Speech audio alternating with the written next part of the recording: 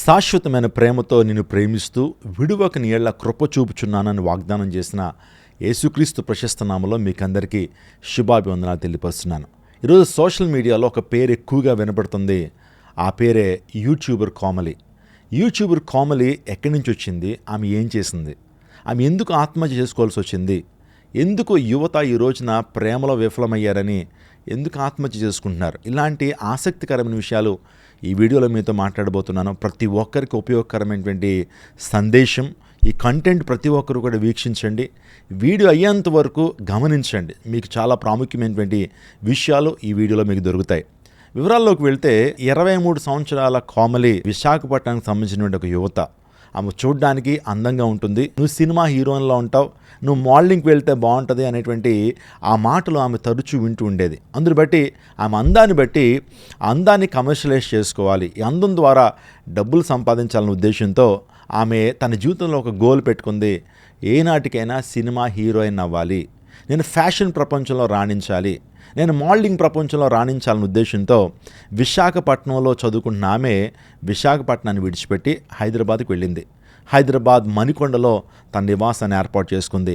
అక్కడ యూట్యూబ్లో రీల్స్ చేస్తుంది, ప్రాంక్ వీడియోస్ చేస్తుంది, ఇంకా చాలా కంటెంట్ వీడియోస్ చేస్తుంది, అనేక మందిని ఎంటర్టైన్ చేస్తుంది. తక్కువ టైంలోనే ఆమెకి ఇన్స్టాగ్రామ్లో చాలామంది ఫ్యాన్స్ వచ్చేసారు, యూట్యూబ్ ఫ్యాన్స్ వచ్చారు, యూట్యూబ్లో కూడా చాలామంది ఫాలోవర్స్ ఆమెకు వచ్చారు. దానితో పాటుగానే ఆమె మెల్లగా పాపంలోకి జారిపోతూ ఉంది. తల్లిదండ్రులకు దూరంగా ఉందేమో, హైదరాబాద్ కల్చర్కి అలవాటు పడింది, హైదరాబాద్లో ప్రేమలో పడింది. తనతో పాటు పనిచేస్తున్నటువంటి అఖిల్ అనేటువంటి ఒక అబ్బాయితో ప్రేమలో పడింది. ప్రేమిస్తుంది. ఎన్నో సందర్భాల్లో చెప్పిందట, ప్రేమిస్తున్నాను, పెళ్లి చేసుకుందాం, మరిద్దరం కలిసి జీవిద్దాం అని. అంటే ఆ వ్యక్తి అంత సీరియస్గా తీసుకోలేదు. కానీ ఎప్పుడైతే ఆ వ్యక్తి మరొక అమ్మాయితో రిలేషన్షిప్లో ఉన్నాడని, ఈమెతో కూడా రిలేషన్షిప్లో ఉండి ఈమెను మోసగించాడని చాలా కథనాలు వినపడుతున్నాయి. ఏదైనప్పటికీ ఆమె ప్రేమలో విఫలమైందని, నేను నమ్ముకున్న వ్యక్తి మరొక అమ్మాయితో ప్రేమలో ఉన్నాడని, నన్ను మోసం చేస్తున్నాడనే ఉద్దేశంతో, నా ప్రేమ నేను గెలుచుకోలేకపోయిన ఉద్దేశంతో ఆమె రీసెంట్గా తన ఇంట్లోనే ఉరి వేసుకుని ఆత్మహత్య చేసుకుంది. తల్లిదండ్రులు ఏడుస్తున్నారు ఈ రోజున. ఏం తక్కువ చేసామమ్మా, మీకు అన్నీ సమకూర్చాం కదా, మేము ఉన్నామనేటువంటి విషయాన్ని మర్చిపోయి ఎంత గర్భశోకం మాకు కలుగుతానే, నీ మట్టుకు నువ్వు చనిపోయి వెళ్ళిపోయావు, కానీ ఎంత బాధలో మేము కుమిలిపోతున్నామని తల్లిదండ్రులు ఏడుస్తూ మాట్లాడుతున్నప్పుడు అందరూ కూడా కంటతడి పెడుతున్నారు. ఎందుకు ఆ అమ్మాయి ఆత్మహత్య చేసుకోవాలి? చాలా కథనాలు పోలీసు వారు కూడా చెప్తున్నారు. వాస్తవానికి అఖిల్ని ప్రేమించిందట, అఖిల్ అంతగా తను ప్రేమించలేదని, లేకపోతే ప్రేమించి ఆ వ్యక్తి మరొక అమ్మాయితో ఆ వ్యక్తి ఉండటాన్ని గమనించినటువంటి కోమలి సూసైడ్ చేసుకుంది. చాలా తెలివైన పిల్ల, చాలా జ్ఞానం కలిగినటువంటి అమ్మాయి, కెమెరా ముందు అద్భుతంగా మాట్లాడేటువంటి తలాంతులు ఉన్నాయి, నిజంగా చాలా టాలెంటెడ్ ఉమెనే. కానీ తన జీవితాన్ని తను ముగించేసుకోవాలనుకుంది. ఆలోచించేయండి, ఈ రోజుల్లో చాలామంది యువత ఇటువంటి ఆలోచనే. చాలామంది యువత ఈరోజు చెప్తున్న అంశం ఏంటంటే, లవ్ ఫెయిల్యూర్ అండి, అందుని బట్టి ఆత్మహత్య చేసుకున్నామండి, లవ్ ఫెయిల్యూర్ అని అందుని బట్టి ఆ వ్యక్తి ఆత్మహత్య చేసుకున్నాడు అనే విషయాన్ని చెప్తున్నారు. ఒకసారి ఆలోచించేయండి, ప్రేమ ఎప్పుడైనా విఫలమవుతుందా? నిజమైన ప్రేమ ఎప్పుడైనా విఫలమవుతుందా? దేవుని వాక్యం చెప్తుంది ప్రేమ ఎప్పుడు కూడా ఫెయిల్ అవ్వదని. నిజమైన ప్రేమ ఏనాటికి కూడా ఫెయిల్ అవ్వదు. అంటే ఈ ప్రేమలన్నీ కూడా నిజమైన ప్రేమలు కాదు, శరీర వ్యామోహం ద్వారా వచ్చిన ఆ లస్ట్నే చాలామంది ప్రేమ అనుకుంటూ నిజమైన ప్రేమ అనుకుంటున్నారు. నిజమైన ప్రేమ ఎప్పుడు కూడా ఫెయిల్ అవ్వదనే విషయాన్ని మీకు జ్ఞాపకం చేస్తున్నాను. కోమలి తను BSc కంప్యూటర్స్ చదువుతూ ఉంది, చక్కగా యూట్యూబర్గా రాణిస్తూ ఉంది. ఆ తర్వాత అఖిల్ రెడ్డి అనేటువంటి ఆ వ్యక్తిని ప్రేమించిందట. 3 సంవత్సరాల నుంచి ప్రేమలో ఉన్నారు. అఖిల్కి మరొక అమ్మాయితో కూడా రిలేషన్షిప్ ఉంది, ఇద్దరిని ప్రేమిస్తున్నాడని చెప్తున్నాడు. కానీ ఎప్పుడైతే అఖిల్ మరొక అమ్మాయిని ప్రేమిస్తున్నాడని ఈ యొక్క కోమలి తెలుసుకుందో, వెంటనే ఆ బాధను తట్టుకోలేక, ఆ ఇంటెన్స్ ఎమోషనల్ పెయిన్ తట్టుకోలేక ఆమె ఆత్మహత్య చేసుకుంది. ఈ రోజున ఒక్కళ్ళు కాదండి, నేను చాలామంది ఇలా ఆత్మహత్య చేసుకుని యువతను మీ ముందు పెట్టగలను. అనేక మంది ప్రేమలో విఫలమయ్యామని, ఎగ్జామ్లో ఫెయిల్ అయిపోయామని, తల్లిదండ్రులు తిట్టారని, నేనేమీ సాధించలేనని, ఉద్యోగం రానప్పుడు, ఉద్యోగ ప్రయత్నాలు చేస్తున్నప్పుడు ఉద్యోగం రానప్పుడు చాలామంది జీవితాన్ని ఎండప్ చేసుకుంటున్నారు. ఒక విషయాన్ని చెప్పనండి, జీవితం అనేది దేవుడిచ్చిన గొప్ప బహుమానం. ఆ బహుమానాన్ని చక్కగా మనం నిలుపుకోవాలి. నీ జీవితాన్ని ఎండ్ చేసుకునే అధికారం నీకు లేదు. You don't have any right to kill your self. ఒకవేళ నీ జీవితాన్ని నువ్వే ముగించుకున్నట్లయితే అది నరహత్యతో సమానమని దేవుని వాక్యం చెప్తా ఉంది. ఎందుకు ఈ రోజున యువత ఆత్మహత్య చేసుకుంటున్నారు? ఆమె ఒక సూసైడ్ నోట్ రాసింది. ఆ సూసైడ్ నోట్లో I love you mummy, I miss you mummy అని రాసిందండి. ఆ సూసైడ్ నోట్ చూస్తున్నప్పుడు చాలా బాధ అనిపించింది. చాలా మంచి జీవితం ఉంది, ఇంకా ఉన్నతమైనటువంటి జీవితం ఉంది, ఆమె ప్రేమే జీవితం అనుకుంది, నిజంగా ఆ వ్యక్తే జీవితం అనుకుంది, తన జీవితాన్ని ముగించేసుకునే రోజున అనేక మందికి కంటతడి పెట్టిస్తూ ఉంది. తండ్రి ఏడుస్తున్నాడు, తల్లి ఏడుస్తుంది, తోబుట్టువులు ఏడుస్తున్నారు, ఇంకా మా కుమార్తె లేదని అందరూ బాధపడుతున్నారు. అసలు కారణాలేంటి? నేను ఆలోచన చేశాను, దీని మీద ఖచ్చితంగా ఒక వీడియో చేయాలి.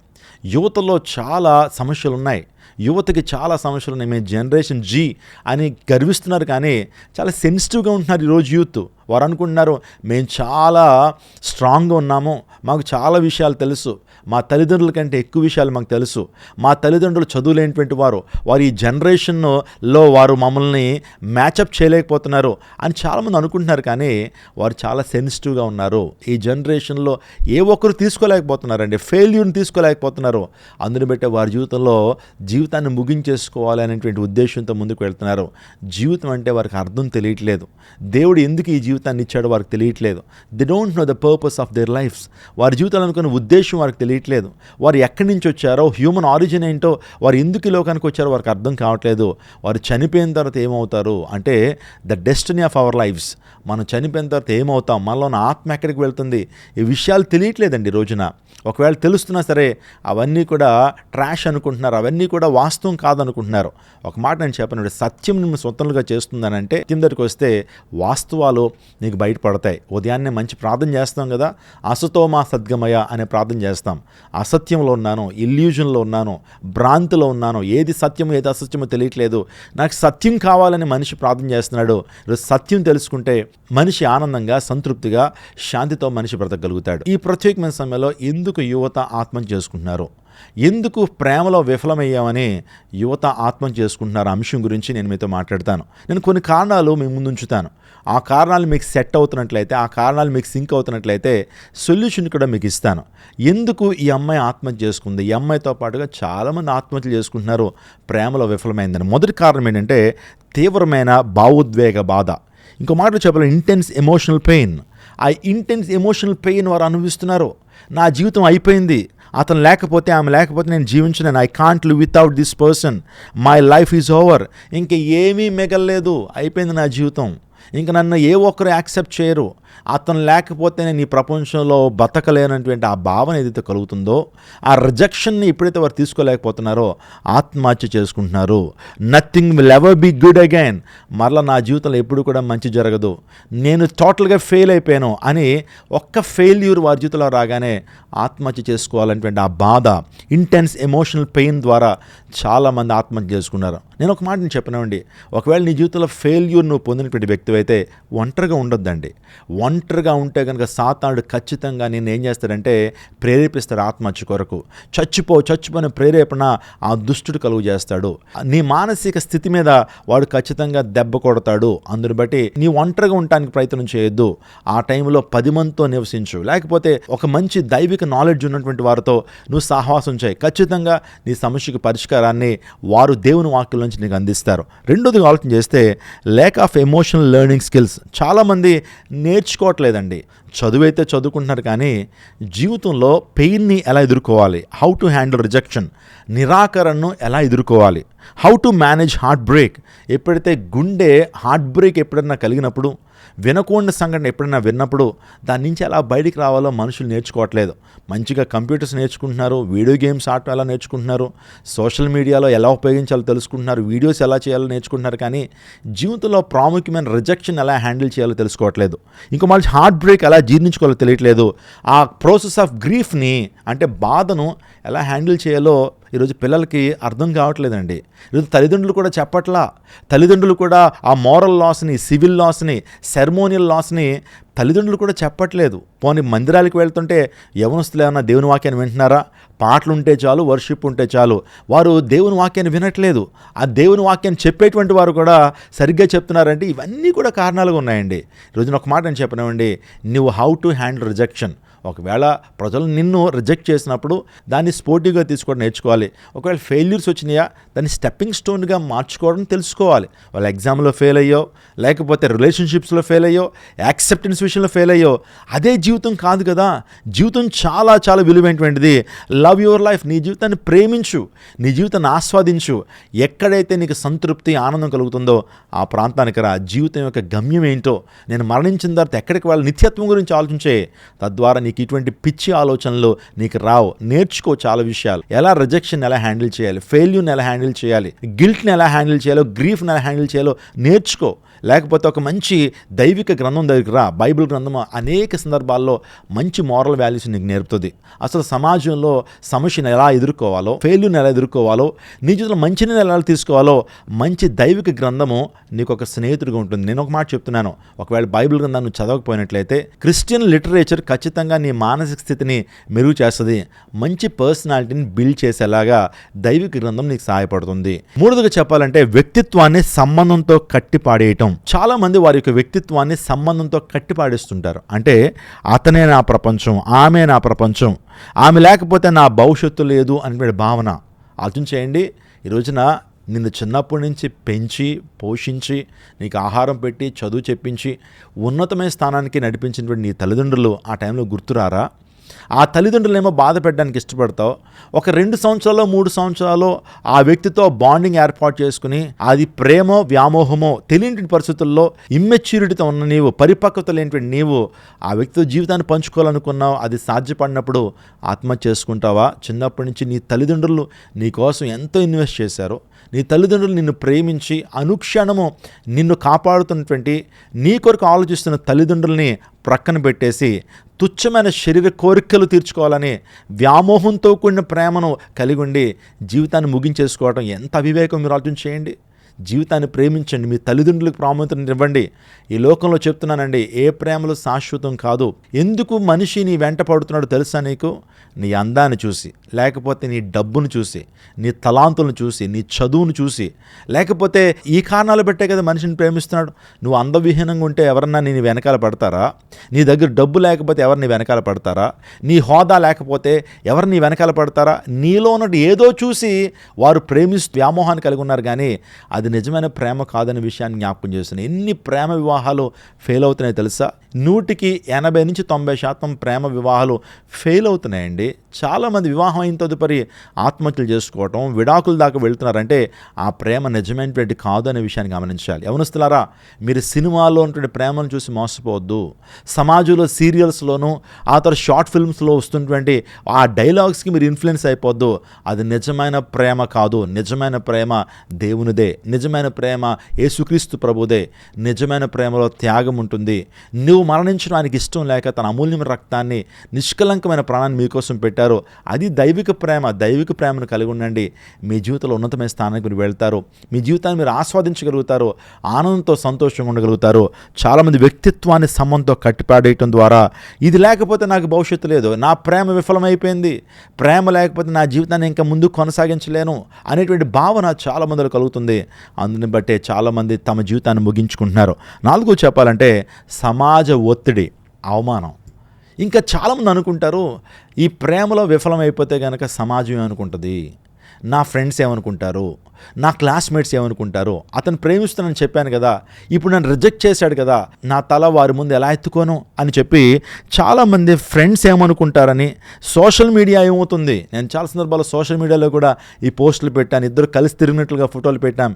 ఇప్పుడు కనుక ప్రేమ విఫలమైతే సోషల్ మీడియాలో ఉన్నటువంటి అభిమానులు ఏమనుకుంటారు, లేకపోతే సోషల్ మీడియా నా ఫాలోవర్స్ ఏమనుకుంటారు అని ఇతరుల గురించి ఆలోచించావు, కానీ నీ తల్లిదండ్రుల గురించి నువ్వు ఆలోచన చేయలేదు, నీ గురించి నువ్వు ఆలోచన చేయలేదు, నీ భవిష్యత్తు గురించి నువ్వు ఆలోచించే. ఇట్లా ఎప్పుడు కూడా నీ మైండ్ అంతా కూడా వాళ్ళు ఏమనుకుంటారు, వీళ్ళు ఏమనుకుంటారు అనేటువంటి ఆలోచన తప్పించి, నా స్నేహితులు ఏమనుకుంటారు, నా రైవల్స్ ఏమనుకుంటారు, వాళ్ళు ఆట పట్టిస్తారని ఆలోచన చేస్తాం. కానీ నీ తల్లిదండ్రుల గురించి, నీ తోబుట్టుల గురించి, నీ జీవితం గురించి తక్కువ ఆలోచన చేస్తున్నావు. ఆలోచన చేయండి. ఎవరేమనుకుంటే నీ జీవితాన్ని నువ్వు ప్రేమించు. నీ జీవితాన్ని అందంగా మలుచుకో. ఒకవేళ ఫెయిల్యూర్స్ వచ్చినాయని చెప్పి ఆత్మహత్య చేసుకుని నీవు రేపొద్దు నిచ్చెన నరకంగా ఉండాలో కాలద్దు. ఆత్మహత్య చేసుకోవటం అనేది ఘోరమైన పాపం అనే విషయాన్ని జ్ఞాపకం చేస్తున్నాను. నువ్వు అనుకుంటున్నావు ఆత్మహత్య చేసుకుని చాలా ఆనందంగా నేను తెలియని లోకానికి వెళ్ళిపోతున్నాను అనుకుంటున్నావు. ఆత్మహత్య చేసుకున్న ప్రతి వ్యక్తి కూడా తన జీవితంలో అశాంతి, తన ఆత్మకు శాంతి ఉండదనే విషయాన్ని జ్ఞాపకం చేస్తున్నాను. ఫ్రెండ్స్ ఏమనుకుంటారని, సోషల్ మీడియా ఏమనుకుంటుందని చెప్పి నువ్వు ఆ యొక్క ఫెయిల్యూర్ని తీసుకోలేక ఆత్మహత్య చేసుకుంటే ఇంట్లో వాళ్ళు ఎలా స్పందిస్తారు అనేటువంటి ఆలోచనలు పెట్టుకుని చాలామంది ఆత్మహత్య చేసుకుంటున్నారు. ఇంకా ఐదోదిగా చెప్పాలంటే, ఎప్పుడైతే ప్రేమలో ఒక వ్యక్తి విఫలమైనప్పుడు తన జీవితం అన్నింటిలోనూ విఫలమయ్యాడని అనుకుంటాడు. తన టైం అంతా కూడా ఈ ప్రేమ దోమ అని చెప్పి టైం అంతా వ్యర్థం చేసి ఎగ్జామినేషన్లో మంచి మార్కులు రావు, కుటుంబంతో మంచి రిలేషన్షిప్ కలిగి ఉండవు, నీ తప్పు కార్యాలు చేసేస్తుంటావు. ప్రేమలోకి వెళ్ళానని చెప్పి ఇంక నా జీవిత భాగస్వామి ఇతనే అని చెప్పి చాలామంది తప్పులు చేస్తున్నారు. వివాహం కాకముందనే శారీరక సంబంధాన్ని పెట్టుకుని అబార్షన్స్ వరకు వెళ్తున్నారు. తద్వారా ఏం జరుగుతుంది? నీ హెల్త్ పాడైపోతుంది. రాత్రులు నిద్రపోక నీ హెల్త్ పాడైపోతుంది. డిప్రెషన్లోకి వెళ్తున్నావు, ఆందోళనకు వెళ్తున్నావు, తక్కువ ఆత్మగౌరవం, కుటుంబ సమస్యలు ఇవన్నీ కూడా దీనికి జత అవుతున్నాయి. జీవితాన్ని నీవే నిలువెత్తున పాడు చేసుకుంటున్నావు. యవ్వన కాలంలో చదవాల్సినటువంటి వాడువు, చదవాల్సిన దానివి, భవిష్యత్తు మీద ఎఫర్ట్స్ పెట్టాల్సినటువంటి నీవు జీవితంలో ఉన్నతమైన స్థానానికి రావడానికి ఎంతో కష్టపడాల్సిన టైంలో ఈ ప్రేమ దోమ, సోషల్ మీడియా, వీడియోలు అని చెప్పి నీ విలువైన సమయాన్ని పాడు చేసుకుని జీవితాన్ని పాడు చేసుకుంటున్నావు ప్రియమిత్రమా. కాబట్టి ఒక విషయాన్ని గమనించు. ఒకవేళ లవ్ ఫెయిల్యూర్లో ఒకవేళ ఉన్నట్లయితే, నీ ప్రేమలో కూడా విఫలమైనట్లయితే గమనించు. నీ బ్రెయిన్ కొన్ని సందర్భాలు నిన్ను మోసం చేస్తుంది. ఎందుకు తెలుసా? నువ్వు చూస్తున్న కంటెంట్ అలాంటిది. సినిమాలు చూస్తావు, లవ్ ఫెయిల్యూర్ సినిమాలు చూస్తావు, ఇంకా లవ్ ఫెయిల్యూర్ సినిమాల్లో ఆ పాటలు వింటావు. ఎప్పుడు వాటిని వింటూ కుమిలిపోతుంటుంటే నీ మెదడేమంటుంది తెలుసా? ఈ బాధ ఎప్పటికీ పోదు, నీకు జీవితాంతం ఇదే బాధలో ఉంటావు, జీవితాంతం ఇదే కన్నీరు ఉంటుందని నీ బ్రెయిన్ నీకు చెప్పడం ద్వారా నువ్వు అనుకుంటావు జీవితాంతం చచ్చిపోయేంత వరకు ఈ బాధ నాకులో ఉంటుంది. పైపెచ్చు ఈ మొదటి ప్రేమ జీవితాంతం మర్చిపోలేవని చెప్పి నీ మెదడు చెప్పడానికి కారణం ఏంటి తెలుసా? నువ్వు చూస్తున్నటువంటి దృశ్యాలు, నువ్వు చూస్తున్న సినిమాలు, నువ్వు చూస్తున్న షార్ట్ ఫిల్మ్స్, నువ్వు చూస్తున్నటువంటి లవ్ ఫెయిల్యూర్ సాంగ్స్ ఏదైతే ఉన్నాయో నీ మెదడు ఆ విధంగా చెప్పడం ప్రారంభిస్తుంది. ఆ మెదడు చెప్తున్నటువంటి మాటలకు లోబడి ఆత్మహత్య చేసుకుంటున్నావు. ఒక మాట నేను చెప్పనండి, ప్రేమ విఫలం, జీవిత విఫలం కాదు. ప్రేమలో విఫలమైతే జీవితం విఫలమైనట్టు కాదు. జీవితంలో కొన్ని ఫెయిల్యూర్స్ వచ్చినాయి అంటే జీవితమే ఫెయిల్ అయినట్టు కాదు. ఒకవేళ ఈ వీడియో చూస్తున్న నీవు ఒకవేళ లవ్ ఫెయిల్యూర్లో నుండి చాలా డిప్రెషన్లో ఉన్నావా? నేను కొన్ని సొల్యూషన్స్ మీకు ఇవ్వడానికి ఇష్టపడుతున్నాను. నువ్వు విన్నటువంటి మీరు ఈ సొల్యూషన్స్ ఇతరులతో పంచుకోండి. తద్వారా అనేక మంది మనం రక్షించిన వారం అవుతాం. మొదటగా నిజాన్ని అంగీకరించండి. మీ జీవితంలో నిజాన్ని అంగీకరించండి. ఒకవేళ ఫెయిల్యూర్ అయ్యాను అనేటువంటి ఆ యొక్క భావన నీలో కలిగినప్పుడు నిజాన్ని అంగీకరించండి. ఇది ముగిసింది అని మనసులో ఒప్పుకోవటం మొదటి అడుగు. ఇంకా రిలేషన్షిప్ ముగిసింది అనేటువంటి యాక్సెప్టెన్స్ మీరు కలిగి ఉండండి. నిజాన్ని అంగీకరించండి. మరలా ఆ సోషల్ మీడియాలో మెసేజ్లు పెట్టడం ఆపేసి ఆ మెసేజ్ చూడటం మానేయండి. నిజాన్ని అంగీకరించండి. నా జీవితంలో ఇది ఫెయిల్యూర్ కలిగింది, ఈ ఫెయిల్యూరే నా జీవితంలో ముగింపు కాదు, కానీ నేను సక్సెస్ వైపు అడుగులు వేస్తాను. ఇప్పుడు టైం వృధా చేశాను, ఇంకా టైం వృధా చేయను, జీవితాన్ని చాలా సీరియస్గా తీసుకుంటాను అనేటువంటి భావనతో మీరు నిజాన్ని యాక్సెప్ట్ చేయండి. రెండోదిగా, బాధను అణుచుకోవడానికి ప్రయత్నం చేయొద్దు. నీ బాధను ఎవరితోన్నా షేర్ చేయండి. ఏడవాలనిపిస్తే ఏడ్చేసేయండి. నీ బాధనంతా కూడా బయటికి వెళ్ళగరెక్కేయండి. ఇంకో మాట చెప్పండి, కన్నీరు కార్చేసేయండి. మీ యొక్క బాధను డైరీలో రాసుకోండి. లేకపోతే ఒక మంచి ఫ్రెండ్తో, ఒక దైవిక సంబంధించిన వ్యక్తితో నీ బాధను ఎక్స్ప్రెస్ చేయండి. ఇంత బాధ వస్తుంది అనేటువంటి విషయాన్ని తెలియచెప్పండి. చెప్పుకుంటే బాధ పోద్దండి. అందుని బట్టి చెప్పుకోండి. మంచి స్నేహితులతో చెప్పుకోండి, మాలాంటి దైవజనులతో చెప్పుకోండి, లేకపోతే స్పిరిచువల్ కౌన్సిలింగ్ ఇస్తున్నటువంటి వారితో మీ బాధను చెప్పుకోండి. మనుషులను బాధను బయటికి పెట్టుకుంటే మనసు ప్రశాంతంగా ఉంటుంది. నీకు ఇలా బాధ కలుగుతున్నప్పుడు ఇంకా నువ్వేం చేయాలంటే ఆ యొక్క కాంటాక్ట్ బ్రేక్ చేయటం మొదలుపెట్టు. నేను 20 రోజులు మాట్లాడకుండా ఉంటాను, 30 రోజులు మాట్లాడకుండా ఉంటానని నీకు నీవుగానే ఆ కాంటాక్ట్ బ్రేక్ చేయటం మొదలుపెట్టు. కాల్స్, మెసేజ్ వీలైనంత ఆ సోషల్ మీడియాకి నువ్వు దూరంగా ఉండు. మళ్ళీ రెస్పాండ్ అవ్వటం, మళ్ళీ నువ్వు మెసేజ్లు పెట్టడం చేయటం మానేసే. ఆ మొబైల్ ఫోన్కి ఎంత దూరంగా ఉంటే అంత మంచిదనే విషయాన్ని జ్ఞాపకం చేస్తున్నాను. అది నీ హీలింగ్కి చాలా అవసరపడుతుంది. 4 చెప్పాలంటే, మీ మీద మీరు ఫోకస్ చేయండి. అనేక స్కిల్స్ మీద ఫోకస్ పెట్టండి. లాంగ్వేజ్ స్కిల్స్ నేర్చుకోండి. జీవితంలో ఉన్నతమైన స్థానానికి రావడానికి నువ్వు ఏం చేయాలో దాని మీద ఎక్సర్సైజ్ చేయండి. జిమ్ లేదా యోగా ప్రారంభించండి. ఒకవేళ నువ్వు జిమ్కి వెళ్ళకపోతే ఈరోజు స్టార్ట్ చేయి. మంచి వ్యాయామం చేయి. మంచి ఆధ్యాత్మిక చింతన కలిగి ఉండు. మంచి మందిరానికి వెళ్ళి అక్కడ పాటలు వినటం, అక్కడ వాక్యాన్ని వినటం, లేకపోతే సాంఘిక కార్యక్రమాలు చేయటం. అనేక మంది పూర్ ప్రజలకి ఏమైనా సాంఘిక కార్యక్రమాలు చేయటం, మందిరంలో పరిచర్య చేయటం, చర్చ్లో పరిచర్య చేయటం. నీవు మేక్ యువర్ సెల్ఫ్ బిజీ. నువ్వు బిజీ చేసుకో. అంతేగాని ఖాళీగా ఉన్నావా, దుష్టుడు ఖచ్చితంగా నేను పట్టుకుంటాడు. ఖాళీగా ఉన్నావా, ఆ తలంపులు నీలోకి వస్తాయి. అందరిని బట్టి నీ మీద ఫోకస్ చేయి, నీ భవిష్యత్తు మీద ఫోకస్ చేయి, నీ చదువు మీద ఫోకస్ చేయి, స్కిల్స్ మీద ఫోకస్ చేయి. లాంగ్వేజ్ స్కిల్స్ ఏమి లేవా, లాంగ్వేజ్ స్కిల్స్ కలిగి ఉండు. లేకపోతే మ్యూజికల్ ఇన్స్ట్రుమెంట్స్ నేర్చుకో, మ్యూజికల్ స్కిల్స్ నేర్చుకో, ఇంకా ఎంటర్ప్రెన్యూర్ స్కిల్స్ నేర్చుకో, లీడర్షిప్ స్కిల్స్ నేర్చుకో, కమ్యూనికేషన్ స్కిల్స్ నేర్చుకో, స్మార్ట్ స్కిల్స్ నేర్చుకో. నీ మీద ఫోకస్ పెట్టు, తద్వారా నువ్వు దీనిలోంచి బయటకు రాగలుగుతావు. ఇంకో ప్రాముఖ్యమైన విషయం ఏంటి తెలుసా? సెల్ఫ్ రెస్పెక్ట్ పెంచుకో. దేవుడు నీ జీవితాన్ని చాలా ఉన్నతంగా ఇచ్చాడండి. నువ్వు ప్రత్యేకమైనటువంటి దానివి. దేవుడు ఒక ప్రత్యేకంగా నేను తయారు చేశాడు కాబట్టి ఎప్పుడు కూడా లో సెల్ఫ్ ఇస్టంలోకి వెళ్ళొద్దు. ఆత్మన్యూనత భావాన్ని పెంచుకోవద్దు. నేనేం చేయలేను, అందరూ నన్ను రిజెక్ట్ చేస్తారు, ఏ ఒక్కరికి నేను నచ్చను, ఏ ఒక్కరు నన్ను ప్రేమించరు అనే భావం తీసే. ఏ ఒక్కరిని ప్రేమించినా ప్రేమించకపోయినా నీ దేవుడు, నీ రక్షకుడు యేసుక్రీస్తు ప్రభు నేను ప్రేమిస్తున్నారు, నీ కొరకు ప్రాణం పెట్టారు, ఆయనకు సెల్ఫ్ వర్త్ ఇచ్చాడు నీకు. ఈ ప్రపంచంలో ఏ ఒక్కరు ఏమైనటువంటి ఆ రెస్పెక్ట్ ప్రభు ఇస్తున్నాడు, ఆయన నిన్ను ప్రేమిస్తున్నాడనే విషయాన్ని గమనించు. మీరు వదిలివేయబడిన వ్యక్తులు కాదు, మీ విలువ ఒక వ్యక్తి నిర్ణయంతో తగ్గిపోదనే విషయాన్ని గమనించాలి. ఇంకో ప్రాముఖ్యమైన విషయం ఏంటంటే సోషల్ మీడియాలో వారి యొక్క ఫోటోగ్రాఫ్స్, వారి యొక్క వీడియోస్, వారి రీల్స్ దయచేసి చూడటం మానేసేయండి. అటువంటి వ్యక్తులతో మీకు లవ్ ఫెయిల్యూర్ కలుగుతుంది, వారి మీద ఆ యొక్క వ్యామోహం పెరుగుతున్నట్లయితే దయచేసి అలాంటి వీడియోస్, అలాంటి వాటిని చూడటం మానండి. నీకు మెంటల్ పీస్ చాలా ప్రాముఖ్యమైనటువంటిది. ఇంకో మాట చెప్తాను, సినిమాలు చూసేటువంటి అలవాటు ఉంటే కనుక సినిమాలు మానేసే. భయంకరమైనటువంటి స్టఫ్ అందులో ఉంటుంది. ఆ సినిమాలో ఉన్న కంటెంట్ ద్వారా మన యొక్క శారీరకంగా ఆ యొక్క వ్యామోహం పెంచబడతా ఉంది, శరీర కోరికలు పెంచబడతా ఉన్నాయి, మోహం పెంచబడతా ఉంది, కామం పెరుగుతూ ఉంటుంది. అటువంటి వీడియోస్కి నువ్వు దూరంగా ఉండటం మంచిది. దయచేసి మంచి సినిమాలు అయితే చూడు, కానీ నీ జీవితాన్ని పాడు చేసేటువంటి ఆ వైలెన్స్తో కొన్ని సినిమాలు కావచ్చు, రొమాంటిక్ సినిమాలు కావచ్చు, ఇంకా భయంకరమైనటువంటి యవనస్తులు ఏమంటే వ్యామోహాలు ఉన్నటువంటి సినిమాలు, ప్రేమ వివాహాలు, ప్రేమకు సంబంధించినటువంటి ఆ సినిమాలు చూడటం ద్వారా నీ జీవితంలో ఇంకా నువ్వు ఇంక్లైన్ అవుతావు, ఇంకా నువ్వు ఇన్ఫ్లుయెన్స్ అవుతావు. తద్వారా నీ జీవితంలో బయటికి రాలేవు. కానీ కౌన్సిలింగ్ కావాల్సితే కౌన్సిలింగ్ తీసుకో. రాత్రి వేళకు నిద్ర పట్టట్లేదా, ఆత్మహత్య చేసుకునే ఆలోచనలు వస్తున్నాయా, తీవ్రమైన డిప్రెషన్లోకి వెళ్ళిపోతున్నావా, మీరు మంచి కౌన్సిలర్స్తో కాసేపు మాట్లాడండి. డివైన్ కౌన్సిలింగ్ తీసుకోండి. దైవజనుల దగ్గరికి వెళ్ళండి, మాలాంటి దైవశాల దగ్గరికి రండి. లేకపోతే ఒక మంచి చర్చ్లో కౌన్సిలర్స్ ఉంటారు, వాళ్ళ దగ్గరికి వెళ్ళి కౌన్సిలింగ్ తీసుకోండి. ఖచ్చితంగా నువ్వు బయటకు వస్తావు. జీవితం చాలా విలువైంది. చాలా బాధ అనిపించిందండి. ఆ అమ్మాయి చాలా తలాంతులు కలిగినటువంటి అమ్మాయి, కానీ ఆత్మహత్య చేసుకుంది. ఈ రోజున 2 తెలుగు రాష్ట్రాల్లో భయంకరమైన శోకం. తల్లిదండ్రులు ఏడుస్తున్నారు, నిజంగా డెడ్ బాడీ మీద పడి ఏడుస్తున్నారు. ఆమె రాసిన లెటర్ బయటకు వచ్చింది, ఏడుస్తున్నారు. కాబట్టి మీ జీవితాలు అలా ఉండకూడదు, మీతో ఉన్నటువంటి యవనస్తుల జీవితాలు అలా ఉండకూడదు, మీ బిడ్డల జీవితాలు అలా ఉండకూడదు. ఒకవేళ సమస్య ఉన్నట్లయితే ఖచ్చితంగా ఆ సమస్యకు పరిష్కారం ఉంటుందండి. ఒక తాళపు కప్పను మనం చూస్తున్నప్పుడు ఖచ్చితంగా తాళపు కప్పను తయారు చేసిన వాడే చెవిని కూడా తయారు చేస్తాడు, అంటే కీ కూడా ఉంటుంది. కాబట్టి ఖచ్చితంగా సమస్య వచ్చింది, డిప్రెషన్లోకి వెళ్ళావు, లవ్ ఫెయిల్యూర్ అనిపిస్తున్నావు, ఖచ్చితంగా నీ సమస్యకు పరిష్కారం ఉంది. ఒకవేళ మేము మీకు సహాయం చేయగలుగుతాం. ఒకవేళ ప్రేమ విఫలమైందని డిప్రెషన్లోకి వెళ్ళినట్లయితే క్రింద కమెంట్ సెక్షన్లో మీ సమస్యను మాతో పంచుకోండి. లేకపోతే ఈ స్క్రీన్ మీద ఉన్న నెంబర్స్కి కాల్ చేయండి. మా సిబ్బంది ఖచ్చితంగా మీతో మాట్లాడతారు, మీ సమస్యకు పరిష్కారం ఇస్తారు. దేవుడు మిమ్మల్ని దీవించును గాక. దేవుడు మీకున్న సమస్య నుంచి పరిష్కారం ఇచ్చును గాక. God bless you. God bless our India.